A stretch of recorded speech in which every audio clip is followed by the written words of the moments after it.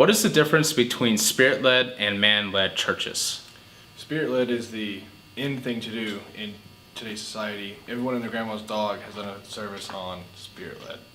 But what if what we consider to be spirit-led is actually man-led? And what if we consider to come from the Spirit actually comes from our own desires? Today we'll be talking about that in three aspects of the church: the main service, the worship service, and the children's services.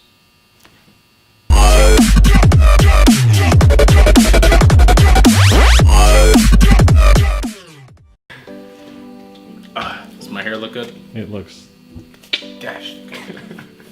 Hi there, my name is Christopher Caleb, and I will be directing things today. And over here is our worship major, Austin Sarl. Hey.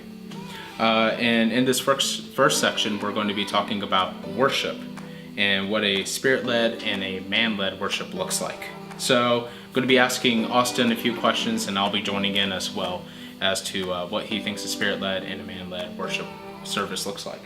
So Austin, what does a spirit-led worship service mean to you? I would say a spirit-led worship service is going to be more planned out than a man-made service. Like, there's going to be it's going to feel more real to the worshipers and to the people of the congregation. It's going to be more thought out and less hodgepodge together. The songs are probably going to have a similar meaning. They're going to flow together, probably go similar with the preacher's sermon for the day. It's going to have a different feel, more lively aspect, like God is in present with us versus just kind of, oh, we're doing this. It's more of a less of a concert feel, more of a worship gathering. And that's not to say that worship services can't be fun either. No. Obviously, some of our family services at CCU prove that. But it's just that man-led worship services are more jumbled, and while spirit-led services are more coherent. And my personal take on it is that spirit-led services usually don't involve so much showing off, more of it being more God-centered than it is me-centered. So how should a worship service affect a person? The effect on the people, it's similar to what I said in the first question. Like, it should have a real feel. Like, it shouldn't feel fake to the people. Like, the presence of the worship leaders should draw the worshipers into a state of it feeling real and alive, and the worship should touch them in some way and like just take them to a whole new spot in the worship service. Yeah, I completely agree with that. I believe a worship service is successful when I feel loved or I feel forgiven, when I leave feeling better than when I come in. And of course, that's also on me. Part of that is on me, but part of that is also on the worshipers. It's a multi-way relationship. Obviously, God has to be there, and then I have to be there, but also the worship team has to be there, and it has to be spirit-led. And in a man-led worship session, you're not going to have that spirit coming down because they're not going to be God-focused on what they're doing. Yeah, if your heart's not in the right spot as a worship leader, it's going to show and reflect to the congregation. It's just the whole thing's not going to come together and have that feel that it should. So definitely heart positions on both parts, but a lot to do with the worship leaders themselves as well. How would you choose the music for the worship service? For a spirit-led worship service, it's going to be more thought out. We're probably going to pray about it and meditate over the songs a little bit. We will see what the preacher is speaking on and go from that and get some songs that are kind of in that general line of stuff. It's like, and as well, once we pick the songs, like the song "Shout to the Lord," for example, we'd like pick a verse to talk about it and encompass the song, and maybe in between transitions of the songs for key changes and whatnot. For that song to say, we would use Psalms 100. And this is what it has to say: "Shout for joy to the Lord, all the earth. Worship the Lord with gladness. Come before him with joyful songs. Know that the Lord is God. It is he who made us, and we are his. We are his people, the sheep of his pasture. Enter his gates with thanksgiving, in his courts with praise. Give thanks to him and praise his name, for the Lord is good, and his love endures forever. His faithfulness continues through all generations. And like that song is based off this passage, we would do something similar to that with other songs if we found it necessary or needed something to kind of stick in there. But for Spirit-led, it would definitely be more thought out. Man-led, just kind of songs kind of stuck in there. They might flow together, might not match up with the pastor at all. We might get lucky, but definitely be more thought. And again, the real aspect and feel of it is definitely going to be there in the Spirit-led versus the strictly man-led service with the worship. So through this first section, we hope that you have learned the differences between a Spirit-led and a man-led service. We understand the vital role that worship plays in a service, and that's why we decided to start off with talking with this first. Do you have anything to add?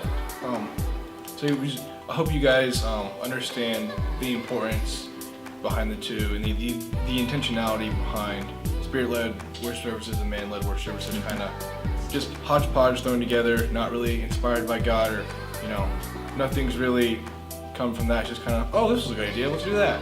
And hope you guys understand the two between that and versus with what you should do, what you probably shouldn't do.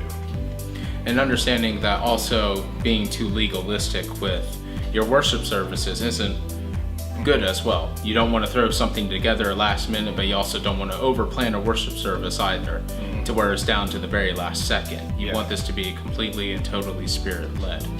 And that means giving up your role in the leadership of it all. Also. So this ends our first section.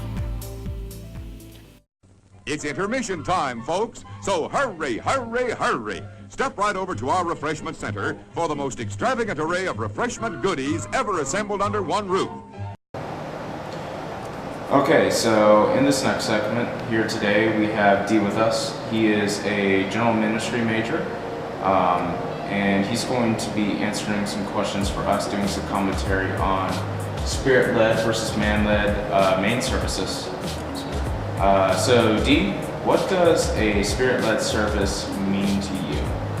A Spirit-led service to me is the best. Spirit-led, I feel that we walk into a church, a pastor should, in the beginning of that, invite God's presence into the church.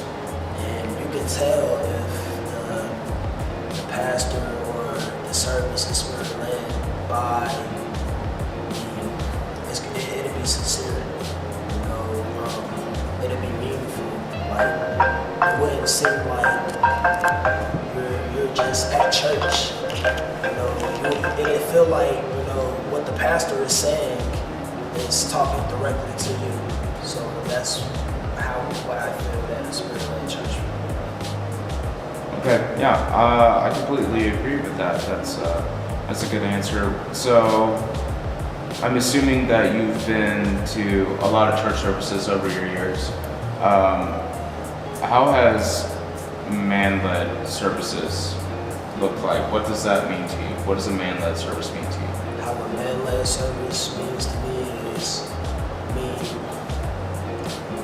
it feels like you're not getting nothing from the service. It just feels like somebody's just up there talking. I feel like a man-led service is more somebody trying to get glory for themselves instead of allowing God to get the glory. So like when I want to go to service, I want to feel that, okay, well, God is using the pastor to talk directly to me, not the pastor talking directly to me. So that's how I feel about that. How has Spirit-led services affected you? I can say how a Spirit-led church affected me. I say a couple years back, I was at Solid Rock Church. Miss Darlene Bishop, she was preaching on the sermon name was Sacrifice Your Kids. I have a daughter, and I was about to come to school, and I've been praying about it. Like, Marlene was talking about like sometimes you need to sacrifice your kids for the kingdom of God. And at first, like I didn't understand it, but I felt like God was using Miss Darlene to tell me that my daughter is in good hands, and God got my daughter. I can go ahead and go to school. And so that was a direct answer to my prayers from God through Miss Darlene. Let's see here. So, getting onto the topic of spirit-led and man-led services, it's kind of a popular notion nowadays that you should be very advanceful in your planning. So, planning upwards maybe to a week or maybe even 2 or 3 years. Do you believe that the Spirit can lead in planning 2 or 3 years ahead in a service? Or is that just the man trying to get his job done? I think that's a man trying to get his job done, because I don't witness pastors be like, oh, my sermon was going to be on this, but the Holy Spirit moved me to preach on this. And then what's amazing about that is the pastors say that, but it's like the pastor was preaching directly through me. Like God was using that pastor to preach directly to me. So, I mean, I feel like people try to box God in this little bitty box instead of thinking and knowing that God is the big picture. So, I mean, that's how I feel about that. I agree as well. I think that in a pastor's mind, you have to be very methodical in your approach, and you see that in the Bible that Paul and the other apostles and disciples were also very methodical in their approach and how they reached people, but they didn't exclude the Spirit from that. And when it comes to planning Spirit-led service, you have to be the minority in that. So, how should a Spirit-led sermon affect you? how a spirit-led sermon would affect you. So we talked about a spirit-led service affecting you, but specifically the sermon, how should that affect you? I mean, you said it can be convicting, or it can bring joy and peace. You know? It can be convicting, or it could bring joy and peace. I have been in situations where, I mean, this was when I was still a babe in Christ, and I go to church, and you can tell it's a spirit-led service, is because I was going to the club for a while, and pastors started talking about, oh, you know, Christians, y'all want to come to church on Sunday and then go to the club, you know, Friday, Saturday. And how I know that was spirit-led is because I was doing that, and it convicted me to the point that I didn't want to do it no more. So, I mean, I feel like God used that sermon to talk directly to me. And I don't go to the club no more. So. That's a good example. Yeah, we see in the Bible that Jesus didn't necessarily preach to reach the multitude, but he preached to reach that one person that needed it. And if you have a spirit-led pastor, they're not going to preach to reach the entire congregation. They're going to preach to reach that one person that needs that effect. You have anything to add, Dee? I just feel like that pastors nowadays, I think they just need to pray more and fast more. Allow God to use them more. You know, that's all I gotta say. Okay. Well, thank you for coming, Dee.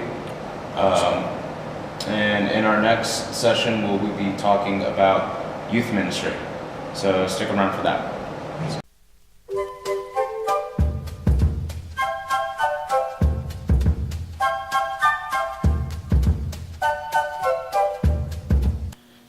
Hey there, my name is Caleb.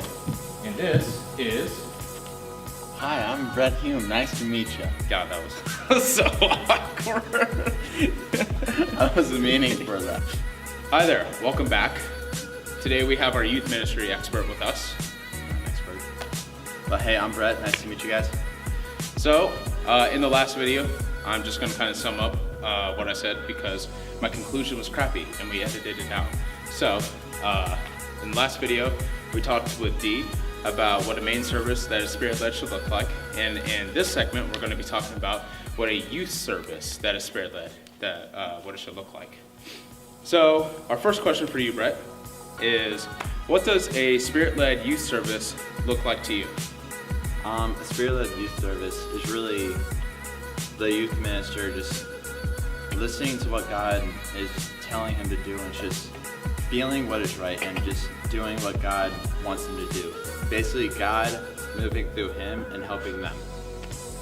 Okay, so we're hearing some good stuff from Brett today. Again, really great to have you out here. Leading in to the second question, when the Spirit leads, how does it affect you? The way I feel as if it affects me is I feel as if God is telling me the words to tell these kids. I feel as if he's saying the words to me and I just repeat them. They're not my words. And I'm just telling these kids that they literally are hearing what they need to hear. And for the kids, I hope it affects them as if they're seeing God for the first time and they're learning to love God. So, Brett, I'm assuming that over the years you have had some experience in the youth ministry, Yes, I have. either leading it or just being a part of it. Yes. So, in your time in the youth ministry, what are some Spirit-led experiences that you have come across? So a Spirit-filled experience that I experienced was when I was a counselor for middle school camp last summer. I was given these group of 5 dudes, and I had no idea who they were. I knew their names, but not their story. And throughout the whole week, I got to know these guys, and I got super close with them. And I like call them my kids and stuff. And it was kind of weird at first, but then everyone got used to it. Yeah. But within the 3rd week of camp, the 3rd day, I mean,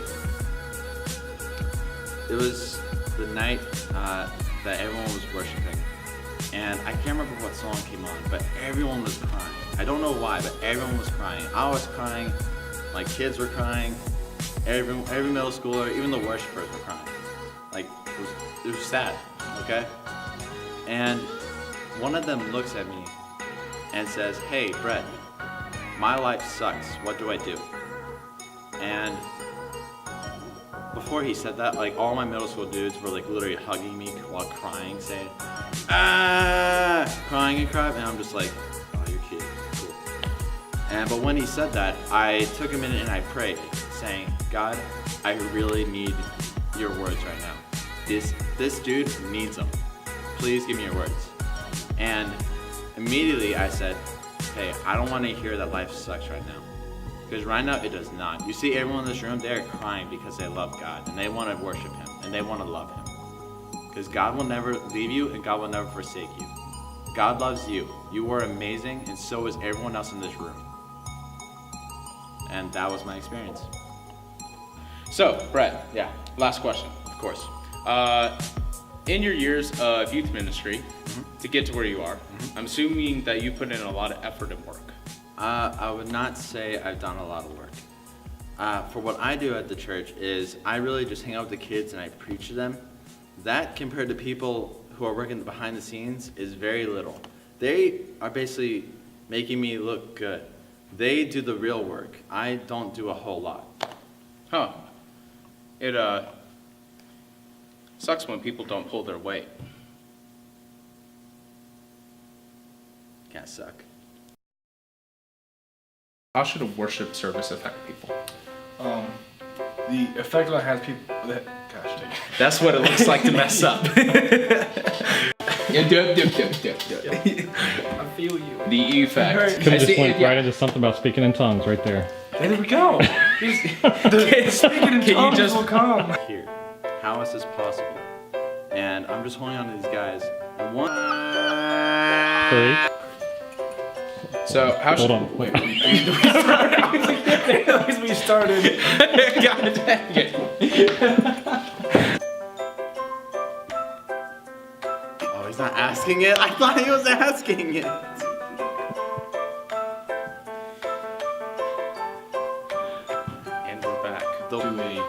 whole new spot in like worship service.